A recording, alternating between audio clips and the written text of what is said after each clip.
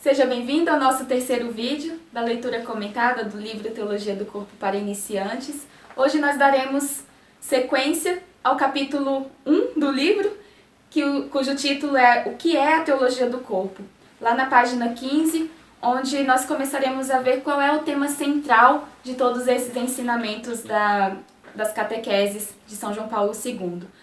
O Christopher West começa citando uma história de um casal que ele, experimentando os seus impulsos, os seus desejos sexuais, é abordado por um sacerdote que lhes faz uma pergunta: o que isso que vocês estão fazendo com seus corpos tem a ver com as estrelas? Depois vocês leem a história para mais detalhes, mas aqui é um chamado a adentrarmos nas reflexões de São João Paulo II sobre o grande mistério da nossa criação como homem e mulher e do chamado dos dois a se tornarem uma só carne.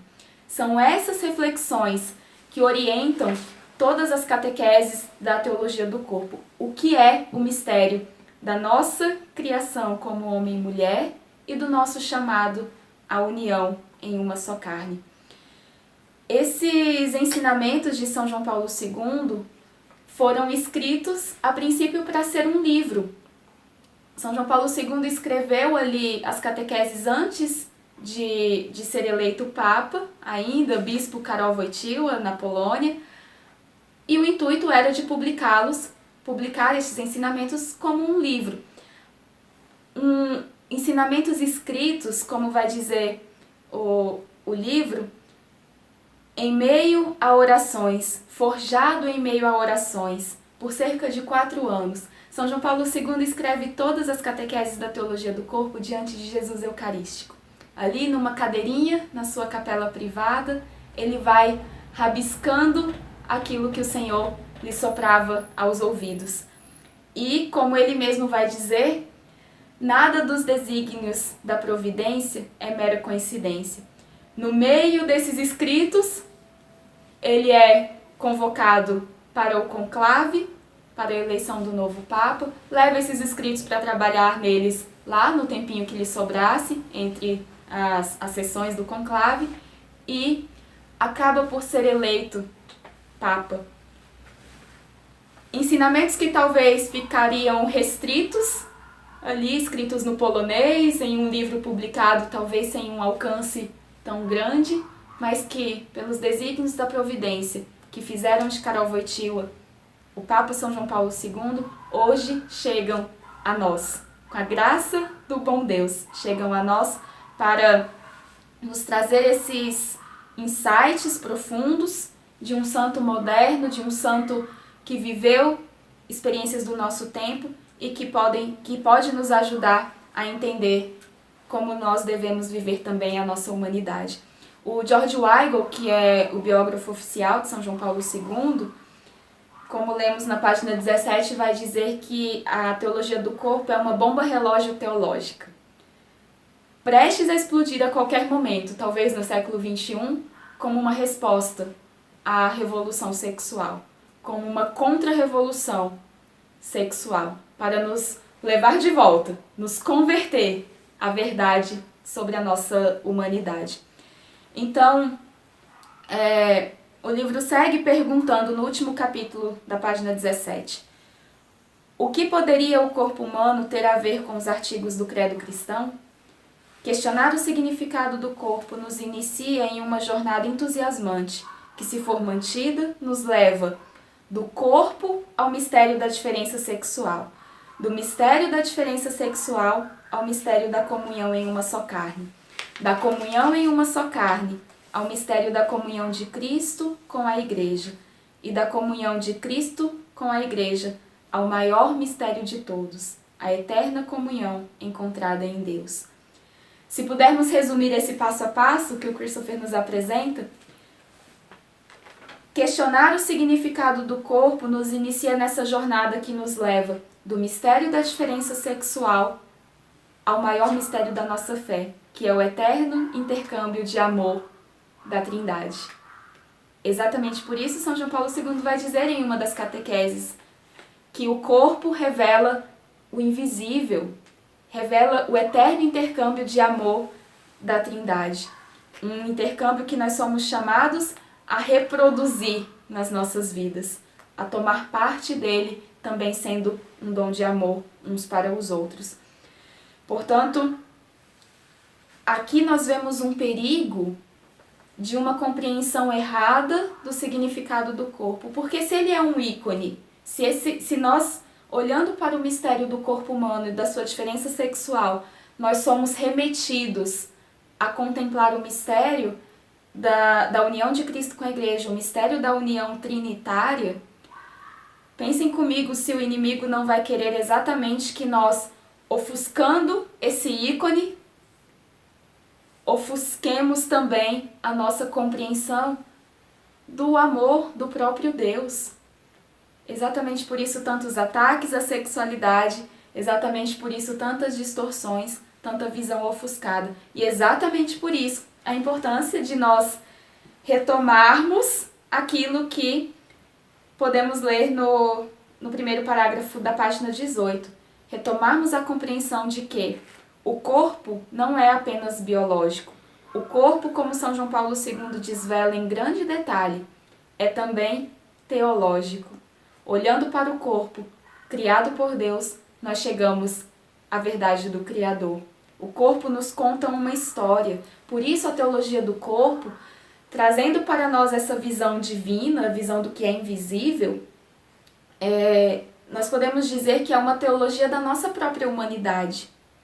Uma teologia que nos faz adentrar numa visão integral do homem que é corpo e alma. A teologia do corpo foi escrita, o que impulsionou São João Paulo II a essas reflexões, foi um trechinho de uma importantíssima encíclica da nossa igreja, escrita por São Paulo VI, que é a encíclica Humanae Vitae. Uma encíclica que vai falar sobre o valor da vida humana, a dignidade da pessoa humana. E essa encíclica deixa lá no final uma expressão: é necessário retomar uma visão integral do homem e da sua vocação. Uma vocação que é natural e terrena, mas que ao mesmo tempo é sobrenatural e eterna. Uma vocação que passa por aquilo que nós tocamos nesse mundo material, mas que nos remete às coisas divinas, às coisas espirituais. Esta palavra, esta expressão, melhor dizendo, visão integral do homem, foi o que motivou São João Paulo II a redigir a teologia do corpo.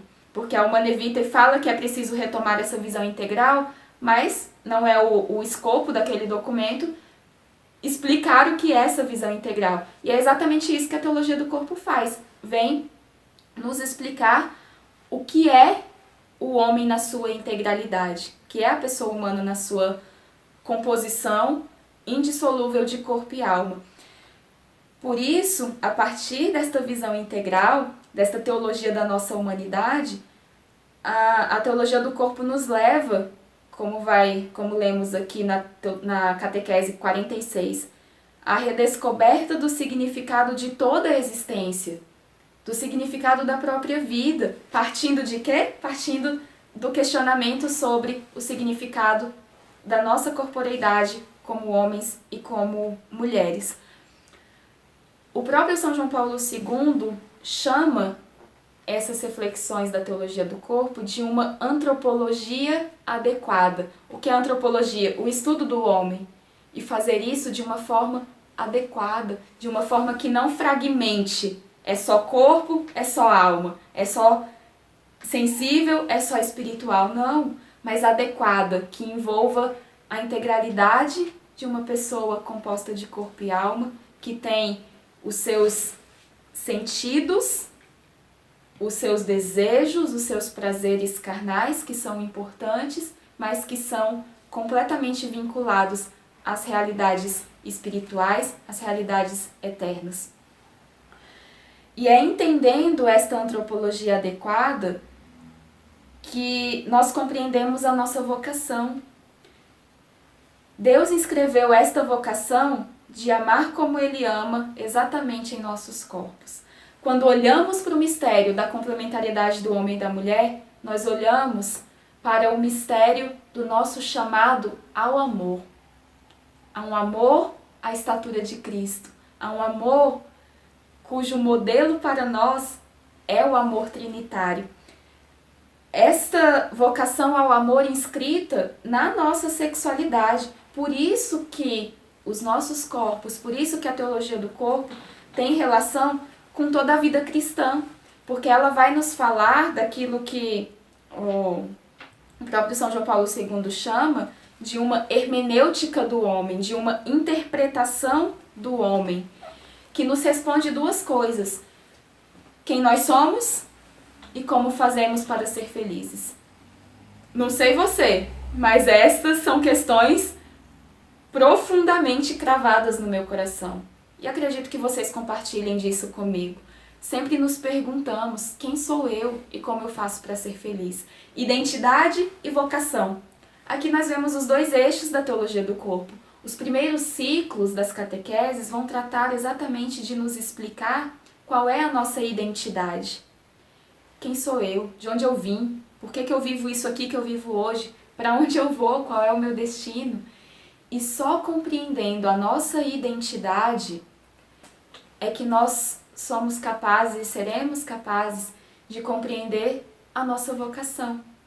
Como realizar a nossa vocação de forma a encontrar a verdadeira felicidade. Por isso que antes de falar de celibato e matrimônio, que são as duas vocações cristãs, a forma como nós podemos responder ao dom de amor de Deus feito a nós e amá-lo de volta, numa vivência plena da nossa vocação, só podemos viver isso e entender isso depois que nós entendemos quem nós somos. Que nós temos posse da nossa identidade como homens e como mulheres. Por isso que nós podemos dizer, como o Christopher West gosta de falar, que os nossos corpos contam a história. Contam qual história? Essa história do nosso chamado a participar da vida íntima da Trindade. A viver esta vida terrena, como São Paulo VI diz na Humanae Vitae, com os olhos naquilo que é eterno. Viver o natural com os olhos naquilo que é sobrenatural. O nosso corpo conta essa história da nossa identidade, da nossa vocação. Responde a essas perguntas profundas da nossa alma. Por isso aqui, o perigo de uma rejeição da corporeidade humana. De olharmos o homem simplesmente como um ser espiritual, de negar nele tudo aquilo que é corpóreo. Um perigo da fragmentação da pessoa humana, entendida ou só como espírito ou só como alma. Separar corpo e alma é morte. Separar corpo e alma é acabar com a essência da pessoa humana. Por isso que falaremos um pouco mais disso na sequência, mas precisamos resgatar este desejo de ler a história dos nossos corpos. Ou melhor, a história que os nossos corpos, na nossa masculinidade e feminilidade, nos conta. Resgatar o significado do nosso corpo. A teologia do corpo começou a ser escrita no dia 8 de dezembro de 1974. Foi nesse dia, essa é a data que aparece no primeiro manuscrito. Lembra que falamos daqueles manuscritos que virariam um livro? No primeiro manuscrito, no cantinho lá da página, escrito a lápis ali por São João Paulo II, uma data e uma frase. 8 de dezembro de 74, dia da Imaculada Conceição. Tota pulcra est Maria. Toda bela és, ó Maria. Aprender a ler esta história contada pelos nossos corpos masculino e feminino é aprender a olhar também para dois modelos que nós temos. O homem perfeito, a mulher por excelência. O verbo feito homem, feito carne, para a nossa redenção. A Virgem Imaculada, que vem nos apontar para o seu Filho. E vem interceder por nós, rogar a Ele por nós, para que nós vivamos a plenitude desse mistério da nossa corporeidade. Se aquilo que nós falávamos nos vídeos anteriores, aquilo que o livro começa falando, de todo esse problema que tange a sexualidade humana no mundo de hoje, se isso muitas vezes nos desespera, né, nos inquieta e nos faz questionar, então, como eu vou viver nessa loucura, como viver a minha sexualidade, nós temos uma esperança. Nós temos a esperança de um Deus que se fez homem para ensinar o homem a ser homem, e nós temos a esperança da Virgem Imaculada que nos garante que, por fim, o seu Imaculado Coração triunfará. Por fim, nós experimentaremos plenamente a obra da redenção na nossa vida, na nossa sexualidade. Claro, viver a teologia do corpo depende dos nossos esforços, exige os nossos esforços para buscarmos conhecer quem nós somos e qual é a nossa vocação, mas também depende da graça divina. Estudar teologia do corpo não dá para ser somente numa pilha de livros, mas precisa de uma vida de oração, de uma vida sacramental e, particularmente, de uma vida eucarística. Encontrarmos-nos na Sagrada Comunhão, com o belíssimo esposo, com o Verbo feito homem, com aquele que nos ensina a ser gente. Que São João Paulo II, que a Virgem Imaculada roguem por nós, para que vivamos a plenitude da nossa personalidade.